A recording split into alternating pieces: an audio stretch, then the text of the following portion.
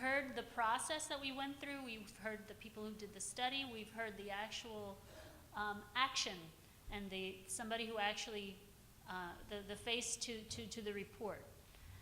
And now to hear what New York City, how New York City will relate to the seniors and to this report, we will have the Honorable Lilliam Barrios-Paoli, Commissioner of the New York City Department for the Aging.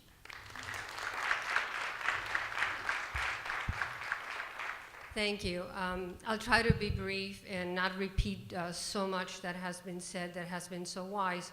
Although yesterday I was at a press conference with the Speaker of the City Council, Christine Quinn, and somebody said, I don't want to repeat myself.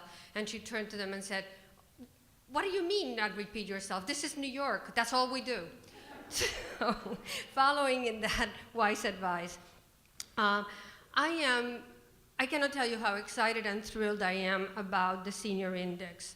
About 10 years ago, Merville Regan, who has been introduced before, came to talk to me. I was working at United Way, and talked to me about a standard, a poverty standard, or a self-sufficiency standard for families, which of course is totally different from the poverty standard that we were dealing with. And for the first time, I really truly realized how relative poverty is, as you all know, and how there's a standard just by itself gives you a very general idea of what people are going through, but doesn't tell you how particular people are suffering under particular circumstances. And the self-sufficiency standard, and subsequently a calculator that was developed, was such a tremendous revolution in how we were looking at poverty and family poverty and women with young children or teenagers and so on. So the Senior Index will do that, I hope, for seniors.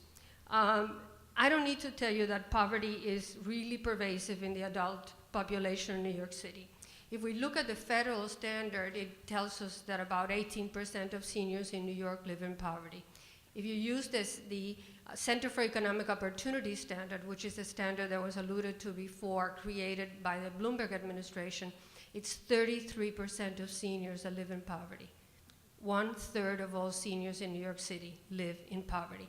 And that measurement does not take into account the particular circumstances of people. But it does include the cost of housing, and it does include the cost of out-of-pocket health care. What exacerbates poverty in New York City is that we have a very high immigrant population, extremely so. And most immigrants, or many, many immigrants, are not eligible for Medicare or Social Security.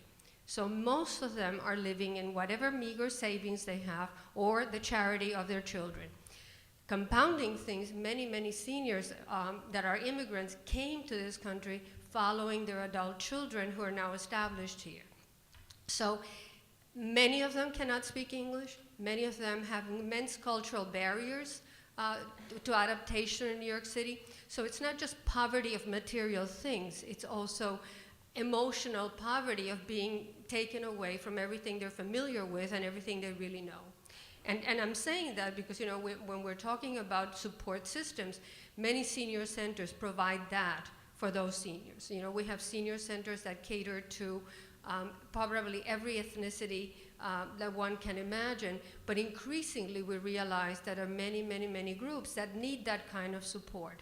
Not only the meal that they're provided, which in many instances is the main meal, but also all of the emotional supports. We have centers that are Hindu speaking. We have centers that are many different dialects of in the Chinese language speakers, many Korean senior centers. We have senior centers that deal with the Polish population and the, and Irish, just because people need those kinds of supports.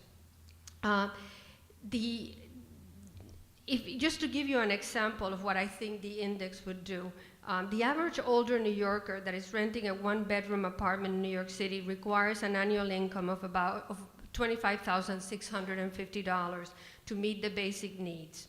In contrast, the income of 37% of New Yorkers' older households is less than $20,000. So housing creates one of the most difficult situations for the elderly in New York City.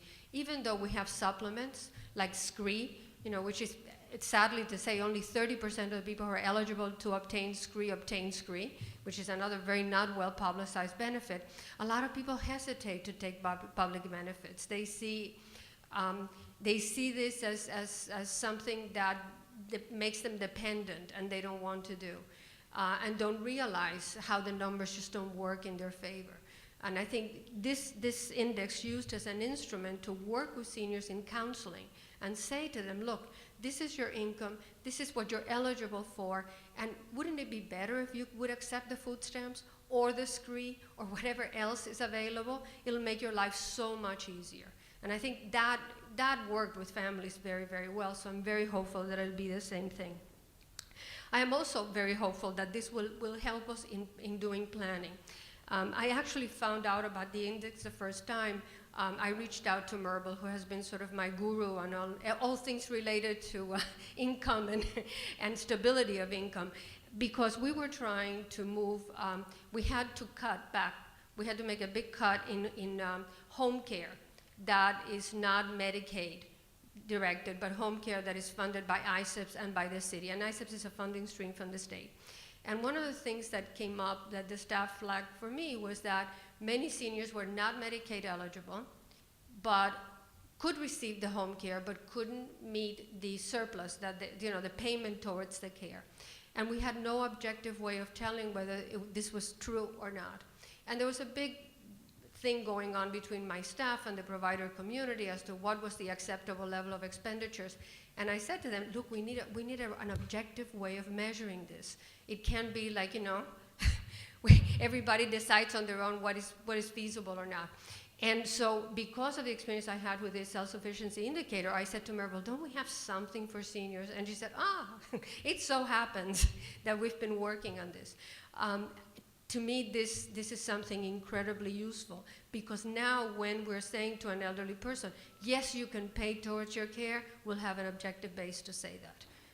And guess what? The numbers that I'm looking now, I don't think a lot of them will be able to pay towards their care. And that's incredibly useful information, because we don't want to further impoverish people, which is sometimes what you do, with some programs that you think are wonderful, but if there's a contribution, you're just further exacerbating their situation.